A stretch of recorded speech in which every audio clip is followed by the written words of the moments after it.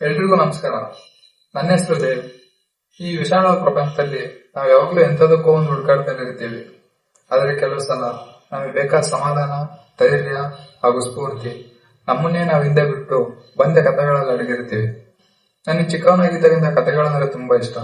ನಮ್ಮ ಅಜ್ಜಿ ಅಜ್ಜ ಹೇಳ್ತಿದ್ದ ಕಥೆಗಳು, ಅದರಲ್ಲಿರೋ ನೀತಿ, ಅದು ನಮ್ಮನ್ನು ಇವತ್ತಿಗೂ ಕಾಪಾಡ್ತದೆ ಅಂತ ಒಂದು ಭಾವನೆ.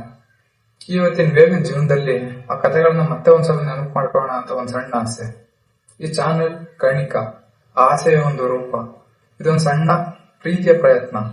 ಇಲ್ಲಿ ನಾವು ಒಂದ್ಸಲ ಆಗಿರೋ ಮಹಾಭಾರತದ ವಿಷಯಗಳ ಒಳಗೆ ಹೋಗೋಣ, ರಾಮಾಯಣದ ಆದರ್ಶಗಳನ್ನು ಅರಿಯೋಣ, ಜೀವನದಲ್ಲಿ ಪ್ರತಿಯೊಂದು ಸಮಸ್ಯೆಗೆ ಭಗವದ್ಗೀತೆಯಲ್ಲಿರೋ ಪರಿಹಾರ ನೋಡ್ಕೋಣ.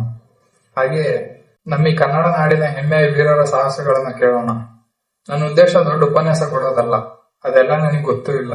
ಜಸ್ಟ್ ನನಗೆ ಗೊತ್ತಿರೋ ಕಥೆಗಳನ್ನ, ನನ್ನ ಮನ್ಸಿಗೆ ಅನ್ಸಿದ್ದನ್ನ ನಿಮ್ ಜೊತೆ ಒಂದ್ ಸ್ನೇಹಿತನ ತರ ಹಂಚ್ಕೊಳ್ಬೇಕು ಅಂತ ಅಷ್ಟೇ.